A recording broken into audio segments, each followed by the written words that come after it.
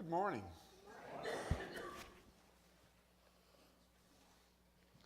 I was wondering what piece of music would go with my title. I think you hit it. I think we nailed it. Well, this is a good start. I'm putting my notes upside down. I could do better that way. You never know. Title of this one is Good Feelings, Bad Feelings. I think I've had some of both. I'm not sure, but I'm pretty sure I've had some good feelings and some bad feelings. The title, I don't know what I was thinking about the day I turned that in, but it turned. In fact, actually, we argued with artists that we couldn't possibly. Pat said, I don't remember turning that in. And I said the same thing. And I said, what was I thinking that day?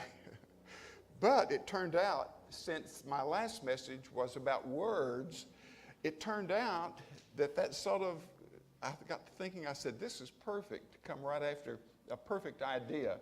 It may not be a perfect message. Let's don't get too carried away. But a perfect idea for feelings in a message and talk about feelings. Well, boy, I'll tell you what, that song sort of evoked a lot of things and memories too, by the way.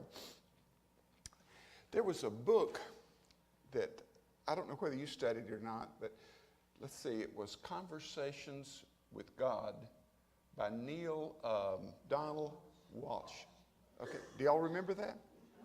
Well, at the time that all this was going on, I was over at Unity of Richardson.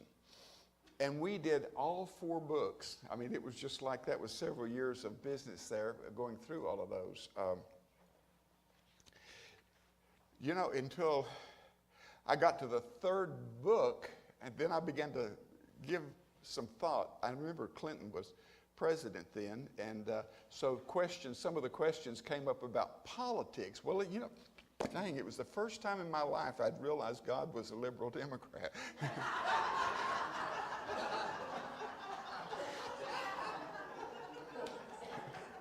I didn't know that.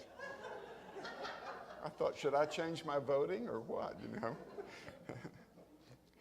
So, I'm not sure that I agree with all of the ideas, but he's saying, he starts out Conversations with God, that he had written an angry letter because of all of the frustrations in his own life that he was going through.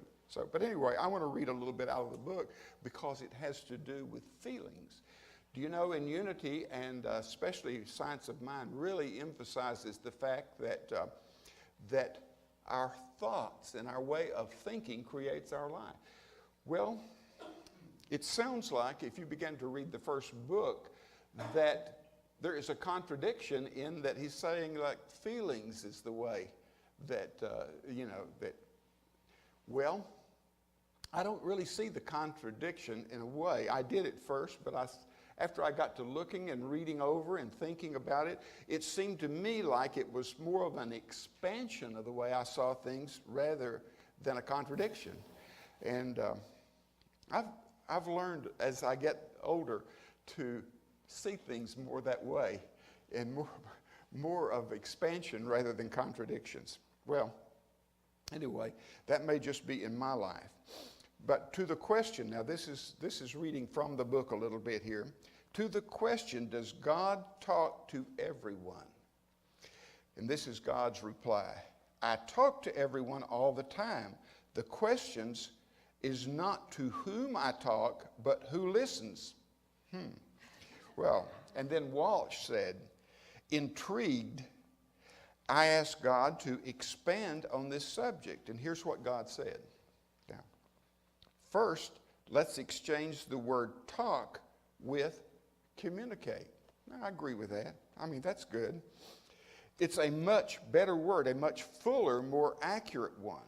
When we try to speak to each other, me to you, you to me, we are immediately constricted by the unbelievable limitations of words. Get that? That sort of struck me. For this reason, I do not communicate by words alone. In fact, rarely do I do so. My most common form of communication is through, guess what? Feeling. Well, then he says, feeling is the language of soul. Well,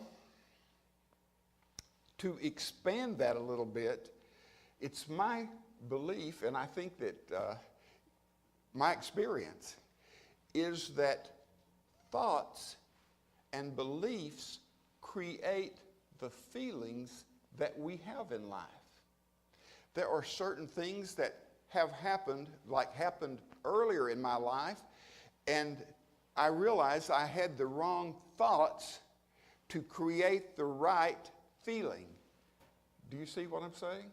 Does that make any sense yet? Maybe it will as I go along, for sure here, I hope. Okay. But it's thoughts you entertain and hold on to that create the feelings. It's not just like a passing thought, but it's a thought that you really embrace and hold on to. Then that thought begins to be creative. Feelings then are also creative. In other words, it's part of a process that goes on. But I think first the thought has to be there before the feeling can come forth. And this is not just in the conscious mind.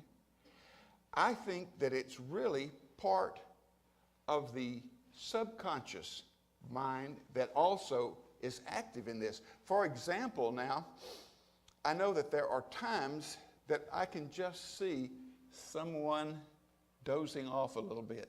But let me tell you, that's wonderful. It gives me this wonderful opportunity to play with your subliminal consciousness.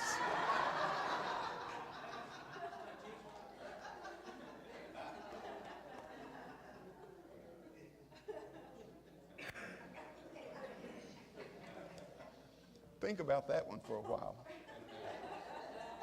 I had a group of children. When I say that, they were teenagers and a little bit up.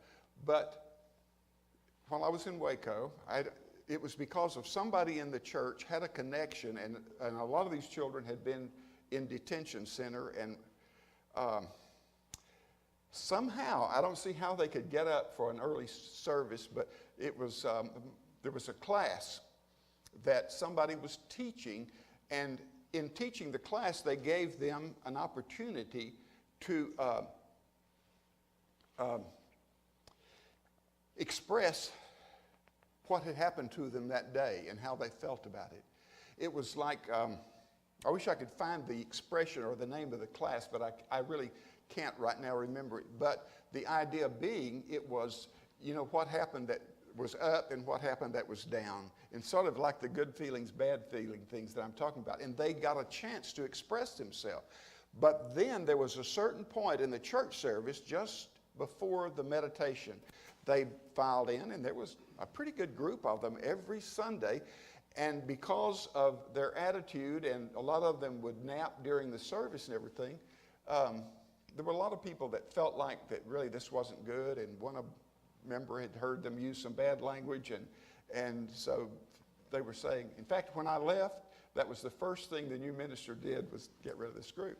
But I had this feeling that the things that I was able to talk about, whether they're paying attention or not, that there is that thing of the subconscious mind that begins to take in things. And this is why having the right thoughts, I believe, contribute then finally to having the right feelings, and that it's all part of something that creates what's getting ready to happen to you next. For instance, a negative feeling that has come out of the way you see things. In other words, you've looked at an incident, and it's not just what the incident was or the experience was. Maybe it was a negative experience, but your interpretation of that experience is more important than the experience itself. I would never have believed that 40 years ago. I mean, never. But Walsh was going through things, and it sort of got explained as the book went along, and I tried to read more about it, but here's what had happened to him. He had gotten a great education. He had done all the things. He was in a good profession. I believe it was counseling. I'm not really, I've forgotten. I read it one time, and I looked on the back in front of the covers to see if it explained in book 1, but that's beside the point. Point is, life wasn't working for him. And so he wrote all this business of letters and questions to God, angry. He described all of these things as angry things that he wrote to God, and then that God began to feed back. And then over a period of time, he realized these things, that there was a way out of where he was in the thinking that he was doing. It was changing the thinking, or he was describing it as changing the feelings, but it was a combination of the both. I remember hearing an interview of Dr. Phil. I'm going to tell you this little personal story. It wasn't that I met him, but my oldest daughter, her husband was the CEO of Hunt Petroleum, and the state of Alabama was suing them. And this is back before anybody knew who Dr. Phil was, other than people who needed somebody to profile a jury. And so anyway, they flew him down in the company jet, and my daughter got to go along. And since we already knew who he was by then, I asked her one day, and she's a person of few words, I said, "What did you think of him?" She said, "He's all right. He's full of himself." That was 2 sentences, and that was about all she had to say. But the idea being is that he tells the story in an interview about how that he, from the 8th grade on, wanted to do one thing, and that's to get his education to be a counselor and or psychologist. I'm not sure just how it all went. But as he told the story, he said, then I came to this stopping point to where all of my plans for all of my life went bad. And so he said, here's what happened. He said, I had a chance to counsel with this couple that was having marriage problems. And so he said, just after a little bit, right at the beginning, he said to them, he said, I don't know where this thing can go from here. He said, I've only known you guys 10 minutes, and I can't stand either one of you. He said, that's when I started looking for another outlet of expression or whatever. But the feeling then, no matter where you are in life or how much education you have or whatever, you can feel like life just went bad, you know? So that feeling can come over. But most people, and I'm saying this, I lived most of my life before I realized this, that I could change my thinking and the way I see things and then change the events that are happening or making me unhappy. And first of all, it begins by saying it's not the event, it's how I interpret the event that happened to me. Something bad happened. But I may have and make a different interpretation of that, which I've discovered that you have to do that quite a bit in life, because if you think somehow the whole universe is against you because something is happening, that leads to the wrong thing. It leads you, what we're trying to do is choose a way of seeing things that leads upward, that leads to a higher life or a better of everything. I'm talking about how you feel about things. For example, I'm going to give you some examples here. I've completely abandoned my notes, but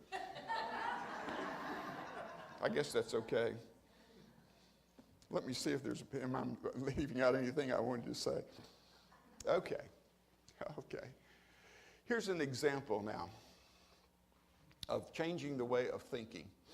Now, nearly everyone who's up and coming likes to increase their income, right? It's not a bad thing, is it? It's not Satan talking to us when we say we could do better financially. But here's an idea. Now, this is getting back to the thinking that creates a feeling. you can literally create within yourself, no matter what your financial situation is, you can create a feeling that you are affluent or wealthy before the money gets there. You can create that feeling. It's doing the little things and taking on the things that don't cost that much that make you feel better, and you begin to use those things, and somehow, and I'm saying that this is the way I had to go, I wasn't a very good businessman. And I didn't have a lot of talent. I remember when I left my church, my Baptist church back in the 60s, a friend of my dad's hired me as a construction superintendent. He said, the reason I want you to do that, he said, you have no apparent skills, so I'm going to make you a superintendent. So I was the boss from there on, the rest, until I went into business for myself. But just the idea that through thinking somehow or other that you can elevate whatever's happening to you financially. That's just one of the many things that we can do with it by beginning to take on the little attitudes that you would have if the money was already there. And by doing this, and I'm wondering about the people that do a lot of the workshops, on prosperity, because that's what I started, like about 1991. I believe that was the first year I did a prosperity workshop. And income was up and down. It was just right at the end of a little period in the economy to where construction wasn't really that good. But I think that going over and over, and it wasn't like immediate, but it seemed like somewhere in there, everything began to go up. And then as I progressed along, it feels like I have everything that I need all the time. It's just a feeling. That's part of the good feelings. Now, there are contradictions to this feeling. Is the bad feeling, on the other hand, would be like, not call this, I have a name for this. Probably isn't good grammar, but not enoughness.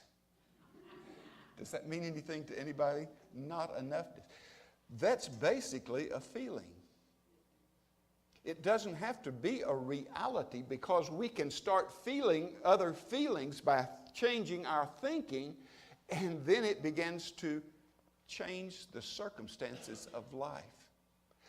We've got to believe in our thoughts. We've got to have faith that God has arranged it to where we can create.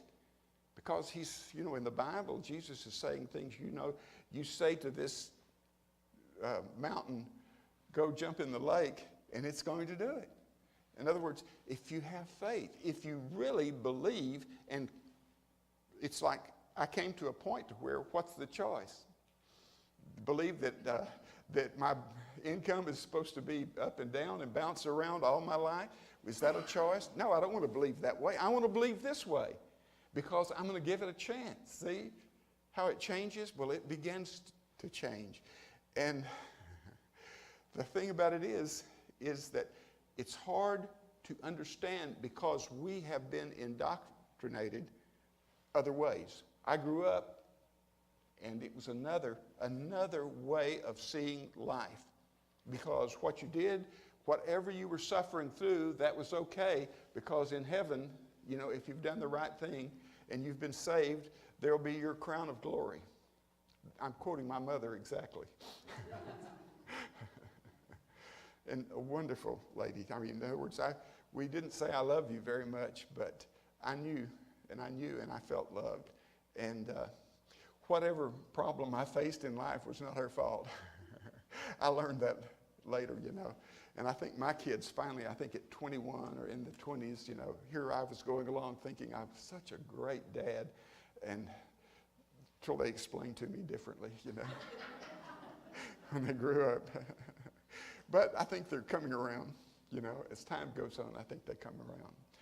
But whatever the feeling then that we have about our financial situation, we have to realize that it is just part of a creative process. And the more negative things we put into our feelings, then the acts that follow, the events that follow then have a tendency. None of these things it seems like are absolute, but they have a tendency to be negative. If our thoughts and our interpretation of things that are happening to us are negative, first of all, we find an object in our life that we can attribute and say, this is part of what God is trying to talk to me through feelings, through thoughts, but to keep the optimistic look upon everything as opposed to the pessimistic look. Think about some of these things now. The frustration that a lot of people have gone through in life. Maybe relationships didn't work out, whatever, jobs didn't work out.